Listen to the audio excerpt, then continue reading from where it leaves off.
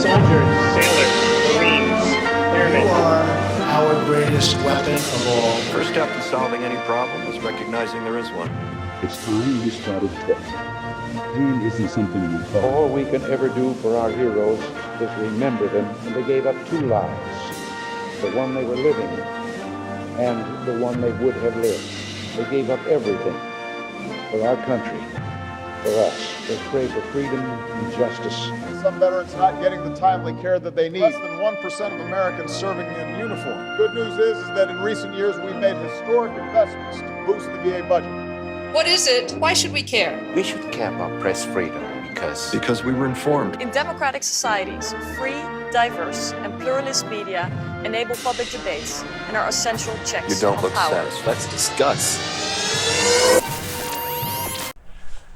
Hey guys, welcome to Vet podcast, new episode. Season 4, episode 9.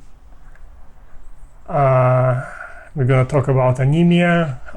As a short reminder, Vet is a non-profit educational project dedicated to assist veterans with adjustment to civilian lifestyle and to provide assistance in obtaining your VA and other available benefits you have earned. So anemia is an inadequate supply of red blood cells, resulting in decrease in the oxygen carrying capacity of the blood.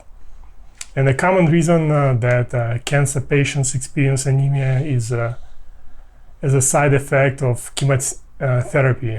And anemia is important because it may cause unwanted symptoms such as fatigue, tiredness, or shortness of breath, and may cause other medical problems such as heart condition. But fortunately, anemia can be effectively managed. So getting into it, broadly speaking, anemia is a condition in which individuals lack enough healthy red blood cells to carry adequate oxygen to the body's tissues. Anemia can be temporary. Anemia can be temporary or long-term and can range from mild to severe. Importantly, there are many different types of anemia, including the following: aplastic, iron deficiency, sickle cell, and vitamin deficiency. Signs and symptoms vary depending on the type, but most common are fatigue, weakness, pale or yellowish skin, irregular heartbeat, shortness of breath, dizziness or lightheadedness, chest pain, cold feet and hands, and headaches. So what are the forms of the condition? In the beginning, anemia can be so mild that you do not notice it. However, symptoms tend to worsen as the condition itself worsens. Additionally, different types of the condition tend to have different causes. The most prevalent examples include the following: iron deficiency. This is the most common type of anemia and is caused by a shortage of iron in your body, which may be due to blood loss, such as from heavy menstruational bleeding, an ulcer, cancer, and regular use of some over-the-counter pain relievers. Vitamin deficiency. A diet lacking in folate, vitamin B12, and other key nutrients can cause decreased red blood cell production. Anemia of inflation. Certain diseases such as cancer, AIDS, rheumatoid arthritis, kidney disease, and other acute or chronic inflammatory diseases can interfere with the production of red blood cells. Aplastic anemia. This is rare, life-threatening anemia occurs when your body doesn't produce enough red blood cells. Cause of aplastic anemia may include infections, certain medications, autoimmune diseases, and exposure to toxic chemicals. Sickle cell. This is an inherited condition and is caused by a defective form of hemoglobin that forces red blood cells to assume an abnormal crescent shape. These irregular blood cells die prematurely, resulting in a chronic shortage of red blood cells. If veterans believe their condition is due to their military service, they may be eligible for VA disability compensation and benefits. So how's it diagnosed? To diagnose anemia, your healthcare provider orders blood tests. These can include a complete blood cell count, or the CBC. This test measures the amount of different types of blood cells. A blood smear. This test checks the size and shape of your blood cells. To do the test, a drop of your blood is looked at under a microscope. A stain is used to the blood cells to be seen easier. Iron studies. These tests measure the amount of iron in your blood. Your body needs iron to make hemoglobin in your red blood cells. vitamin B12 and folate studies. These tests check for some of the components that help give red blood cells normal size and shape.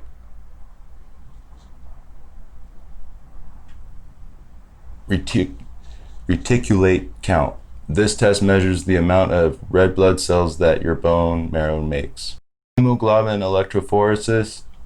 This test checks for problems with your hemoglobin in red blood cells. Bone marrow biopsy. This test evaluates bone marrow where red blood cells are made.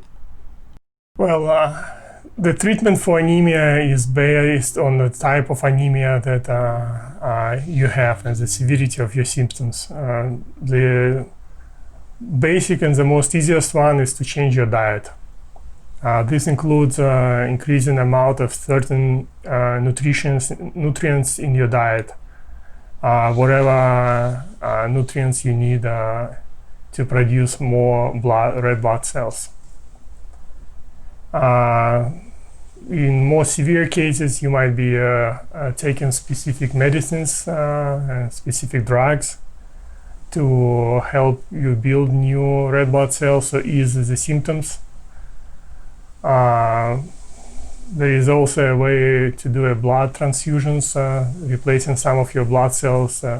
Some of your blood can increase the number of healthy red blood cells in your body. Surgery. In some cases, your healthcare provider may do surgery to treat the underlying cause of anemia. If you need surgery, your healthcare provider will explain the procedure and outline the risks and benefits to you. So what are the long-term concerns? So if you have a certain type of anemia, you can expect a full recovery after treatment. If you have other types of anemia, especially the type you're born with, you will need to manage it for life. Your healthcare provider can tell you more. How can we build a relationship in between anemia and active duty service? VA acknowledges that anemia is predominantly a hereditary or secondary, meaning a symptom of another condition.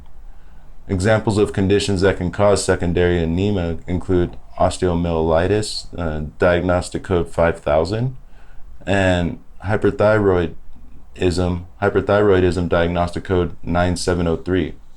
If a veteran's already service-connected condition causes or aggravates their anemia, they may be entitled to service connection on a secondary basis.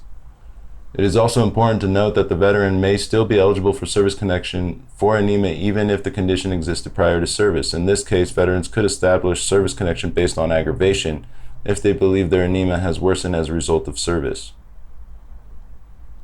So how VA rates anemia? Anemia is currently rated under the 38 CFR 4.117 Schedule of Ratings, Hemic and Lymphatic Systems according to various diagnostic codes. So diagnostic code 7714 is sickle cell anemia. And so this is all the 77 series. And so the last two numbers are the ones I'm talking about. So the 7714 is the sickle cell anemia. 16 is the aplastic anemia. 20 is the iron deficiency anemia. 22 is anemia pernicious anemia and vitamin B12 deficiency. And 23 is acquired hemolytic anemia. Generally speaking, each type of anemia is rated from 0 to 100% in increments of 10 depending on the hemoglobin levels and associated signs and symptoms. However, the specific rating criteria depends on the type of anemia that is being evaluated.